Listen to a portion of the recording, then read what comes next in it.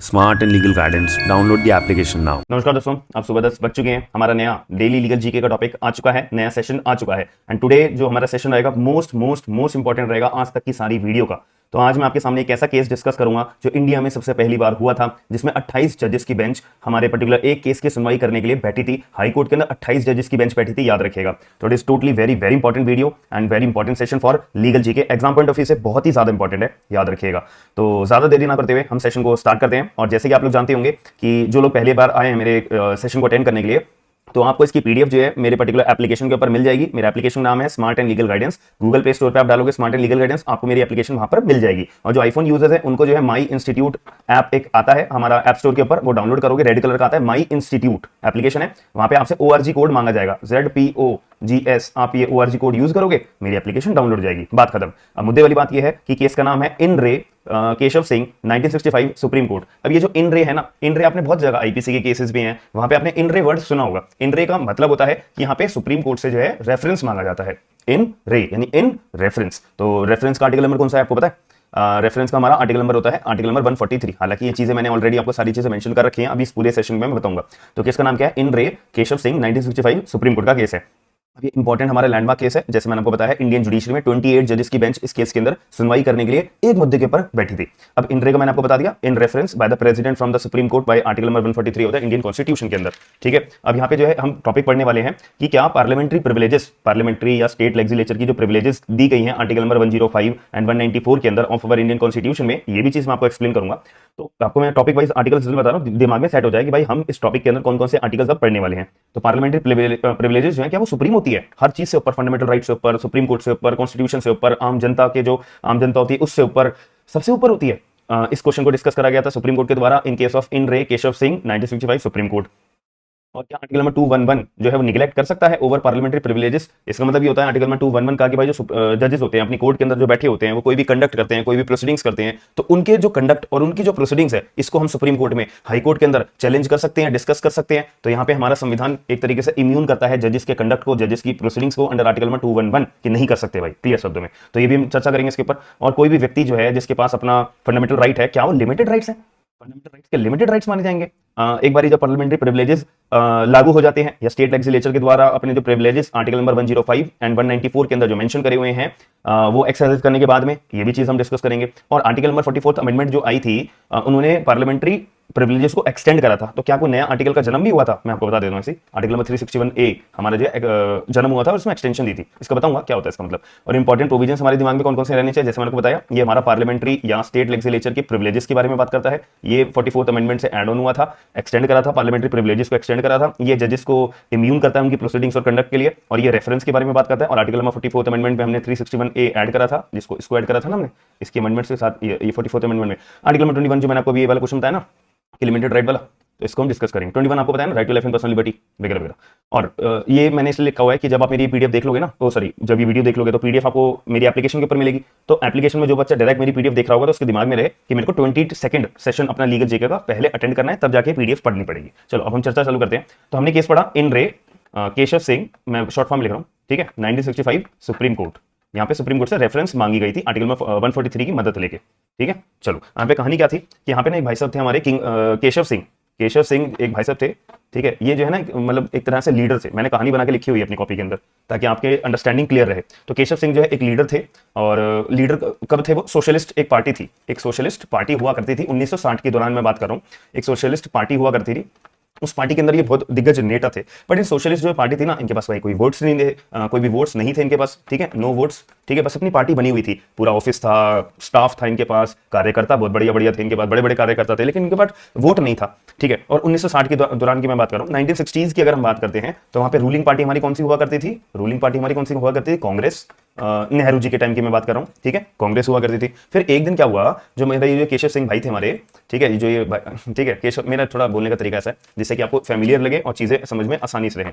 तो जो केशव सिंह थे, इनके द्वारा ना एक पैम्पलेट बनाया गया, केशव सिंह के द्वारा एक पैम्पलेट तैयार करा गया ठीक है, और इन्होंने पूरी दुनिया मतलब पूरी की पूरी जगह पे सर्कुलेट कर दिया। और इस पैम्पलेट में ना कुछ बातें बोली गई थी एमएलए के अगेंस्ट में, जो मेंबर ऑफ लेजिस्लेटिव असेंबली जिसको हम विधानसभा बोलते हैं, तो एमएलए के बारे में ना कुछ भला बुरा बोला हुआ था तो उस पैम्पलेट के अंदर, ठीक है। और ये पूरी जगह पे भैया पूरी कॉलोनी के अंदर, पूरे एरिया के अंदर, पूरी स्टेट के अंदर फैला दिए और सर्कुलेट कर दिए, हर एक आम नागरिक के हाथों में दे दिए। और इस पैम्पलेट के अंदर जो बातें लिखी गई थी इसको 3 लोगों ने साइन करा था, एक एक्स व्यक्ति ने साइन करा, एक वाई व्यक्ति ने साइन करा और एक केशव सिंह ने साइन करा। ठीक है, समझ में आ गई थी बात कि केशव सिंह ने एक पैम्पलेट सर्कुलेट करा एमएलए के बारे में भला बुरा लिखते हुए और 3 बंदों ने इसको साइन करा था। ठीक है, इतनी बात क्लियर हो जाती है। फिर भाई ये बहुत ज्यादा, अब यहाँ पे जो रूलिंग पार्टी थी वो कांग्रेस की थी, अपना लेजिस्लेटिव असेंबली की मैं बात कर रहा हूँ, यूपी लेजिस्लेटिव असेंबली, जो विधानसभा थी वो यूपी की लेजिस्लेटिव असेंबली की मैं बात कर रहा हूँ। यूपी के अंदर ये सब काम हुआ था। अब इसके अंदर जो है यूपी लेजिस्लेटिव असेंबली कह रही है कि भैया हम तो रूलिंग पार्टी है, सेंटर में भी हमारी पार्टी है, ठीक है, और ये जो केशव सिंह है हमारे बारे में भला बुरा बोलेगा, तो इसके खिलाफ हम जो है स्ट्रॉन्ग एक्शन लेते हैं। तो यहाँ पे इन्होंने जो यूपी स्टेट लेजिस्लेटिव हमारी असेंबली थी, इन्होंने स्ट्रॉन्ग एक्शन लिया केशव सिंह के ऊपर, वाई एक्स नाम के व्यक्ति के ऊपर और वाई नाम के व्यक्ति के ऊपर। ये तीनों लोग, तुम्हारी इतनी मजाल कि तुम हमारे खिलाफ बोलोगे और हमारे लिए इतना, हमारे एमएलए के ऊपर इतना भला बुरा बोलोगे। तो उन्होंने क्या कर दिया, लेजिस्लेटिव असेंबली ने क्या पास कर दिया, एक प्रिविलेज मोशन पास कर दिया। इसकी बात करेंगे अभी। तो एक प्रिविलेज मोशन पास कर दिया कि तुम्हारी इतनी मजाल कि तुम इतना भला बुरा बोलोगे तुम, और पैम्पलेट जो है हमारे खिलाफ जो है सर्कुलेट कर दोगे। तब ऐसे केस में अब हमारे को मुद्दे वाली बात समझनी होती है। ये जो प्रिविलेज मोशन है ना, ये हमारा आता है आर्टिकल नंबर 105 में एंड 194 में। 105 में पार्लियामेंट के अंदर ये बात करी, कंटेक्स्ट में बात करी है यूनियन लेजिस्लेचर की, और 194 में ये स्टेट लेजिस्लेचर की बात करी जा रही है, जो हमारा ये वाला है ना, हमारी तो ये स्टेट लेजिस्लेचर है, तो ये स्टेट लेजिस्लेचर 194 से गवर्न होगी। अगर पार्लियामेंट के पास भी सेम पावर है तो 105 में पावर मेंशन करी हुई है। सीधी बात हो गई प्रिविलेज मोशन के ऊपर। ठीक है, एक तरह से नोटिस तैयार कर लिया, एक तरह से पर्चा अपना तैयार करके वो जारी कर दिया केशव सिंह और ये एक्स और वाई के बंदों के खिलाफ। ठीक है, कि इन्होंने हमारी सरकार के खिलाफ इतना भला बुरा बोला। ठीक है, अब हम इनको बताते हैं। तो इसका मतलब क्या होता है कि यहाँ पे आर्टिकल नंबर 105 एंड 194 के अंदर को समझने से पहले थोड़ी सी कहानी पे आप ध्यान दीजिएगा कि यहाँ पे ना कुछ प्रिविलेजेस होती हैं। प्रिविलेजेस मतलब कुछ एक तरीके से राइट्स, आपको एक्स्ट्रा अधिकार दिए जाते हैं संविधान के अंदर। आप एक बड़ी पोस्ट पे हो, एक अच्छी पोस्ट पे हो, तो आपको कुछ एक्स्ट्रा अधिकार दिए जाते हैं। ठीक है, उसको बोलते हैं प्रिविलेजेस। इसका मतलब होता है प्रिविलेजेस। ठीक है, अब प्रिविलेजेस 2 पार्ट्स में डिवाइड करे हुए हैं। पहले पार्ट की अगर मैं बात करूं कि freedom of speech inside parliament और साथ में आप ऑटोमेटिकली समझ के चलना लेजिस्लेटिव असेंबली की भी बात हो रही है। अगर मैं जहां पे पार्लियामेंट वर्ड यूज कर रहा हूं वहां पे आप ऑटोमेटिकली समझ लेना कि सेम पावर लेजिस्लेटिव असेंबली के पास भी है, और अगर कहीं मैं लेजिस्लेटिव असेंबली वर्ड यूज कर रहा हूं तो सेम पावर पार्लियामेंट के पास भी है, क्योंकि आर्टिकल में 105 194 दोनों सेम बात करता है, बट यूनियन और वो स्टेट की बात है। ठीक है, क्लियर है। तो यहाँ पे बात करिए कि भाई अगर एमएलए लोग कुछ भी बात कर रहे हैं, जैसे कि मैं रूलिंग पार्टी का हूं और आप अपोजिशन पार्टी के हो, तो मैं आपको उल्टा सीधा बोल रहा हूं, आप मुझे उल्टा सीधा बोल रहे हो पार्लियामेंट के अंदर, लेजिस्लेटिव असेंबली के अंदर, तो हम दोनों एक दूसरे के बारे में उल्टा सीधा बोल रहे हैं ना, तो हम बोल सकते हैं। तो ना तो आप मेरे खिलाफ डिफेमेशन का केस कर सकते हैं, ना मैं आपके खिलाफ डिफेमेशन का केस कर सकता हूं। लेकिन अगर हम पार्लियामेंट के अंदर बैठे हुए बोल रहे हैं ये बातें, एक दूसरे को उल्टी सीधी बातें बोल रहे हैं, वो जब चलेगा, कोई दिक्कत नहीं है। एक प्रिविलेज मिली हुई है कि यहाँ पे डिफेमेशन का केस किसी भी व्यक्ति के द्वारा दर्ज नहीं कराया जा सकता है। और यहाँ पे जो है एक और प्रिविलेज मिली हुई है कि मान लेते हैं कि किसी एमपी या एमएलए ने ना अपना हाउस के अंदर बैठे हुए बहुत ही ज्यादा उल्टा सीधा बोल दिया, कुछ इतना बुरा बोल दिया, ठीक है, रूलिंग पार्टी को, अपोजिशन पार्टी को, एक्स द केस में भी बहुत उल्टा सीधा बोल दिया। तो यहाँ पे जो एमपी होगा, जो एमएलए होगा, उसके पास पावर है कि वो पर्टिकुलर जो स्टेटमेंट उन्होंने बोली गई है उसको न्यूज़पेपर में, अदर एजेंसीज में, अदर न्यूज चैनल्स में पब्लिश ना हो, इस पर रोक लगाने की पावर उनके पास है कि भाई सुनो, मैंने ज्यादा उल्टा बोल दिया है तो ये रिकॉर्ड में मत लेना, ये जो न्यूज़पेपर में मत छापना, ये जो अदर एजेंसीज या सोशल मीडिया या एनी अदर जगह पे मत छापना। ठीक है, तो ये अलग प्रिविलेजेस, अलग राइट्स, अलग अधिकार दिए गए हैं संविधान के द्वारा। बस इसका मतलब होता है प्रिविलेजेस का। ठीक है, इतनी बात हो गई। आपने सुना, देखा भी होगा बहुत बार वीडियोस वगैरह में कि स्पीकर बोलते हैं कि नहीं, इसको रिकॉर्ड में मत लेना, इसको कट कर दो, ठीक है, इसको आगे पब्लिश मत करना, इसको रोक दो। तो इनके पास पावर होती है, वो इसलिए अपनी पावर को एक्सरसाइज करने के लिए बोलते हैं। आप लोगों को लगता होगा कि नहीं यार, स्पीकर को कैसे मना कर दिया स्पीकर ने पब्लिश करने से। This is the main point, याद रखिएगा। तो यहाँ पे प्रिविलेजेस का भी मतलब हमारे को समझ में आ गया। फिर इतनी बात क्लियर हो गई। अब इस केस में आगे चलते हैं। फिर एक बार हमारा 44th अमेंडमेंट आया, एक हमारा आया 44th अमेंडमेंट एक्ट 1978। इन्होंने क्या करा, एक आर्टिकल नंबर 361A को ऐड ऑन कर दिया। इस आर्टिकल ने एक स्पेशल, जो हमारी ये प्रिविलेजेस की बात करी जा रही है ना, मतलब आर्टिकल नंबर हमारा 105 एंड 194 के अंदर, इसमें जो है प्रिविलेजेस की पावर्स को एक्सटेंड कर दिया मतलब और बढ़ा दी, प्रिविलेजेस की पावर्स को और बढ़ा दिया, एक्सटेंडेड। इसका मतलब ये होता है कि भाई अगर किसी भी व्यक्ति ने कोई पब्लिश कर दी पार्लियामेंट की या लेजिस्लेटिव असेंबलीज की जो प्रोसीडिंग्स चल रही थी, उसको पब्लिश कर दिया न्यूज़पेपर में या एनी अदर प्लेटफॉर्म पे पब्लिश कर दिया, तो उस व्यक्ति के खिलाफ कोई भी तरह का क्रिमिनल और सिविल लाइबिलिटी नहीं बनेगी। तो ये 44th अमेंडमेंट 1978 की अमेंडमेंट करी गई थी और एक नया आर्टिकल जोड़ा गया था, आर्टिकल नंबर 361A, और उसके अंदर एक स्पेशल प्रिविलेजेस जो दी गई हैं उसको एक्सटेंड कर दिया था। इसमें बोला गया था कि अगर कोई भी पार्लियामेंट के अंदर या लेजिस्लेटिव असेंबलीज के अंदर कोई भी प्रोसीडिंग्स चल रही है और वो पब्लिश होती है न्यूज़पेपर के द्वारा, एनी अदर एजेंसीज के द्वारा, तो उसको जो है पब्लिश करा जा सकता है, और अगर जो व्यक्ति पब्लिश करेगा तो उसके ऊपर कोई भी सिविल या क्रिमिनल लाइबिलिटी का चार्ज नहीं बनता है। ये बात थी मिनी सिंपल सी, ठीक है। चलो जी, ये भी बात हमारे को समझ में आ गई। अब मुद्दे पे आते हैं। अब क्या हुआ था कि केशव सिंह था और दो और लोग थे, एक्स एंड वाई, ठीक है। इन्होंने अपना एक पैम्पलेट बांट के उल्टा सीधा लिखते हुए एमएलए के ऊपर इन्होंने पैम्पलेट पूरा सर्कुलेट कर दिए थे। तो अब इस केस के अंदर क्या हुआ था कि जब फिर यूपी की जो लेजिस्लेटिव असेंबली थी उन्होंने जो है privilege motion, special privilege motion issue कर दिया था, ठीक है। प्रिविलेज मोशन इशू कर दिया था। एक तरह से ये नोटिस होता है। नोटिस का मतलब कि भैया अब तुम गए, तुम्हारे ऊपर अब हम पनिशमेंट भी इंपोज कर सकते हैं, फाइन भी इंपोज कर सकते हैं। तो ये जो प्रिविलेज मोशन होता है इसका मतलब होता है एक तरह से कि अपने ही कंटेम्प्ट के लिए किसी को पनिश करना, कि तुमने जो है तुम खुद एक मंत्री हो और तुमने जो है पार्लियामेंट में बैठे हुए या लेजिस्लेटिव असेंबली में अपने ही बंदों का, अपने ही पार्लियामेंट का, अपने ही स्टेट लेजिस्लेचर का तुमने कंटेम्प्ट करा है, तो उस चीज के लिए तुम्हारे को हम पनिशमेंट देंगे। तो उसके लिए पनिशमेंट देने के लिए एक प्रिविलेज मोशन पास करा जाता है। बाकी के जो भी लेजिस्लेटिव असेंबली या पार्लियामेंट के अंदर जो लोग बैठे होते हैं, मंत्री लोग बैठे होते हैं, एमपी एमएलए बैठे होते हैं, उनके द्वारा फिर प्रिविलेज मोशन पास कराया जाता है। अब जिसकी रूलिंग पार्टी वो तो पास करा ही देगा क्योंकि मेजोरिटी उनके हाथ में होती है। ये तो आपको कॉमन सेंस की बातें समझ में आ ही रहा होगा, ठीक है। तो उन्होंने जो है केशव सिंह और दो लोगों के ऊपर प्रिविलेज मोशन पास कर दिया कि तुमने जो है कंटेम्प्ट करा है, उल्लंघन करा है, अपमान करा है तुमने जो है पार्लियामेंट का, लेजिस्लेटिव असेंबली का, तो बेटा तुम गए, तुम्हारे ऊपर हम पनिशमेंट इशू करेंगे, ठीक है। ऐसा करा जा सकता है। आर्टिकल नंबर 105 194 के अंदर मैंने आपको ये बात क्लियर तौर पे बता दी है, ठीक है। अब भाई जो ये एक्स और वाई बंदे थे, एक्स एंड जो ये वाई बंदे थे, ये डर गए कि यार हमारे ऊपर अब प्रिविलेज मोशन इशू कर दिया गया है, अब हमारे को जेल भेजा जाएगा, हमारी हर जगह बदनामी हो जाएगी। ये चलेगा माफी मांगने के लिए, ठीक है। ये यूपी लेजिस्लेटिव असेंबली के अंदर इन्होंने खड़े होकर माफी मांग ली कि भाई देखो हमने जो पैम्पलेट इशू करा था, हमने सिग्नेचर करा था, हम उसको विड्रॉ करते हैं और हम माफी मांगते हैं कि भैया हमें माफ कर दो। बात खत्म हो जाती है। अब इसको माफ कर दिया, एक्स एंड वाई को माफ कर दिया कि चलो ठीक है भाई तुम्हें हम माफ करते हैं। अब ये केशव सिंह था ना, ये UP state bar council, UP legislative assembly जो थी ना, इससे ये 300 किलोमीटर दूर रहता था। तो जब एक्स एंड वाई माफी मांगने जा रहे थे यूपी लेजिस्लेटिव असेंबली में, तो ये केशव सिंह था, ये माफी मांगने नहीं गया कि भाड़ में जान दो, इतनी दूर मैं क्यों जाऊंगा, 300 किलोमीटर का ट्रैवल करके सिर्फ माफी मांगने जाऊं, भाड़ में जाने दो, मैं नहीं जा रहा, ठीक है। तो केशव सिंह माफी मांगने के लिए नहीं गया। तो अब इस केस में यहां पर जो हमारी यूपी लेजिस्लेटिव असेंबली थी, इन्होंने जो है 7 दिन की सजा सुना दी। केशव सिंह को 7 डेज ऑफ इंप्रिजमेंट की सजा सुना दी, 7 डेज ऑफ इंप्रिजमेंट की यहां पे सजा सुना दी कि तुमने जो है जो प्रिविलेज मोशन तुम्हारे खिलाफ हम इशू कर रहे हैं क्योंकि आपने कंटेम्प्ट करा है लेजिस्लेटिव असेंबली का और उनके अंदर बैठे हुए लोगों का, तो आपको 7 दिनों की जेल हम सुनाते हैं, ठीक है। इतनी बात हो गई। चलो जी, अब इस केस में केशव सिंह 7 दिन की अपनी जेल काटने के जेल में चला गया। 6th डे था ना इसका जेल का, अगले दिन छूटने, मतलब अगले दिन आखिरी दिन था उसकी सजा काटने का। 6th डे को इसका वकील था, एक एडवोकेट था इसका, उस एडवोकेट का नाम था सुलेमान, उस एडवोकेट का नाम था सुलेमान। उसने क्या करा, इलाहाबाद हाई कोर्ट के अंदर एक रिट पिटीशन फाइल कर दी, रिट पिटीशन लगा दी, ठीक है। रिट पिटीशन लगा दी अंडर आर्टिकल नंबर 226 लगती है ना रिट पिटीशन हाई कोर्ट के अंदर। तो वो रिट पिटीशन फाइल कर दी कि जज साहब मेरा जो क्लाइंट है उसका जो है fundamental right article number 21 violate हो रहा है, आर्टिकल नंबर 21 वायलेट हो रहा है, तो जज साहब आप उसको रिहा करने का ऑर्डर पास करिए। तो इलाहाबाद हाईकोर्ट ने क्या करा कि ठीक है भाई, जो तुम्हारा आर्टिकल नंबर 21 तुम्हारे क्लाइंट का वायलेट हुआ है, हम ये एक्सेप्ट करते हैं और हम ऑर्डर पास कर रहे हैं कि जो आपके ये केशव सिंह है इसको बेल पे रिहा करा जाए। और इसकी जो ये इंप्रिजमेंट पास करी गई है लेजिस्लेटिव काउंसिल ने मोशन पास करके इसके ऊपर हम स्टे लगाते हैं, ठीक है जी। अब इसका जो इलाहाबाद हाईकोर्ट ने ऑर्डर पास कर दिया कि इसको रिलीज करा जाए बेल पे, इसको बेल पे रिलीज करा जाए और इसके खिलाफ जो इसके ऊपर प्रिविलेज मोशन इशू करके इंप्रिजमेंट पास करी है ना लेजिस्लेटिव असेंबली में, इसके पास स्टे लगा दिया जाए। अरे एक दिन की और बात थी भाई, काम खत्म हो जाता, ठीक है।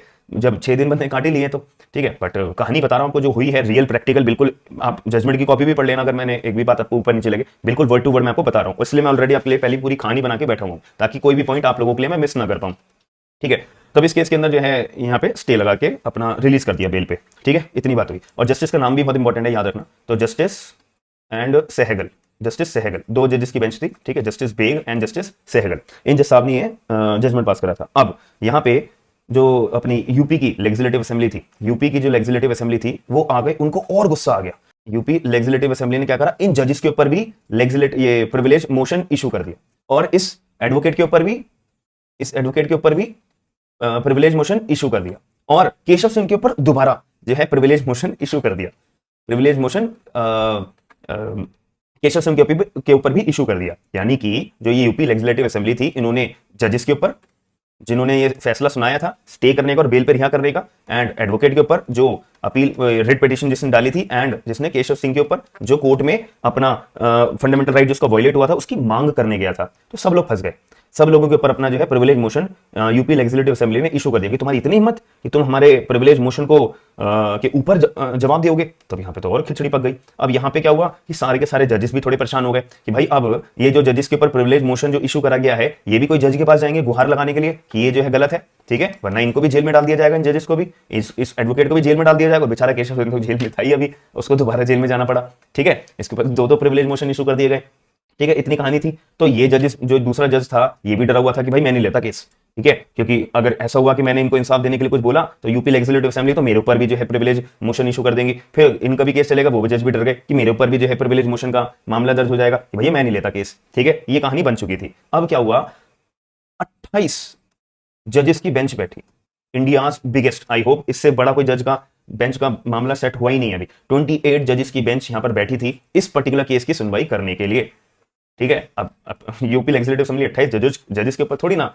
प्रिविलेज मोशन इशू कर सकती है। तो भाई क्या जुडिशरी कौन चलाएगा, यूपी लेजिस्लेटिव असेंबली चला ले हाई कोर्ट को, ठीक है। तो यहाँ पे सबसे पहली बात 28 जजेस की बेंच ने अपने भागे भागे, पहले तो जो जजेस के ऊपर अपना ये जो प्रिविलेज मोशन था ना, ये दो जजेस के ऊपर जस्टिस बेग एंड सहगल, इनके ऊपर जो प्रिविलेज मोशन इशू करा गया था इसके ऊपर स्टे लगा दिया। पहले तो कहानी खत्म हो गई, ठीक है, ठीक है। एंड भागे भागे गए रेफरेंस में, ठीक है, वो प्रेसिडेंट की मदद से जाया जाता है रेफरेंस। आप अगर आर्टिकल नंबर पढ़ोगे 143, ठीक है, आर्टिकल नंबर 143 में मेंशन करा हुआ है कि प्रेसिडेंट को कोई भी अगर मुद्दा समझना होता है तो वो सुप्रीम कोर्ट से रेफरेंस मांग सकते हैं। तो ये 28 जजेस की बेंच प्रेसिडेंट की मदद लेते हुए सुप्रीम कोर्ट के पास अपना रेफरेंस फाइल कर दी। तो नाउ सुप्रीम कोर्ट सामने आ गया।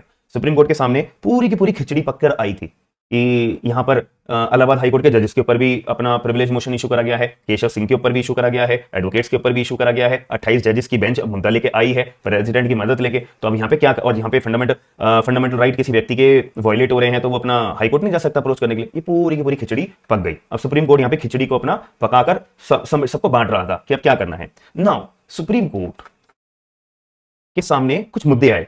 मैंने जो ऊपर क्वेश्चंस लिखे हैं ना वही मुद्दे हम दोबारा समझ लेते हैं। मैंने क्या बोला था कि पार्लियामेंट्री प्रिविलेजेस जो होती हैं, पार्लियामेंट्री प्रिविलेजेस मतलब लेजिस्लेटिव प्रिविलेजेस बोलो या पार्लियामेंट्री प्रिविलेजेस बोलो, दोनों अपनी जगह सेम है as per article number 105 and 194, ठीक है। तो क्या सबसे बड़ी होती है, कोर्ट से भी बड़ी होती है, संविधान से भी बड़ी होती है, फंडामेंटल राइट से भी बड़ी होती है, सुप्रीम कोर्ट से भी बड़ी होती है। सुप्रीम कोर्ट ने बोला नो, जो प्रिविलेज मोशन होता है, ठीक है, पार्लियामेंट्री प्रिविलेजेस होती हैं वो संविधान से बड़ी नहीं होती है और फंडामेंटल राइट से बड़ी नहीं होती है। ये बात सुप्रीम कोर्ट ने क्लियर कर दी। और यहाँ पे आर्टिकल नंबर 211 का सुप्रीम कोर्ट ने रेफरेंस दिया था। आर्टिकल नंबर 211 क्या बात करता है कि अगर कोई भी जजेस के द्वारा कंडक्ट अपना करा गया है, प्रोसीडिंग्स अपनी चलाई गई हैं, तो उसके ऊपर कोई भी क्वेश्चनिंग, कोई भी डिस्कशन, कोई भी विवाद सुप्रीम कोर्ट या हाई कोर्ट के द्वारा नहीं सुना जाएगा, नहीं चैलेंज करा जाएगा, नहीं रेज करा जाएगा। ये एक तरह से आर्टिकल नंबर 211 जो है जजेस को पावर देता है, जजेस को एक प्रिविलेजेस देता है, जजेस को एक एक्स्ट्रा पावर देती है। तो ऐसे केस में जो जज साहब के ऊपर ये जो justice Baig and justice Sehgal ji के ऊपर जो है ये प्रिविलेज मोशन इशू करा गया था कोई भी केस की सुनवाई करने के लिए, ये गलत था।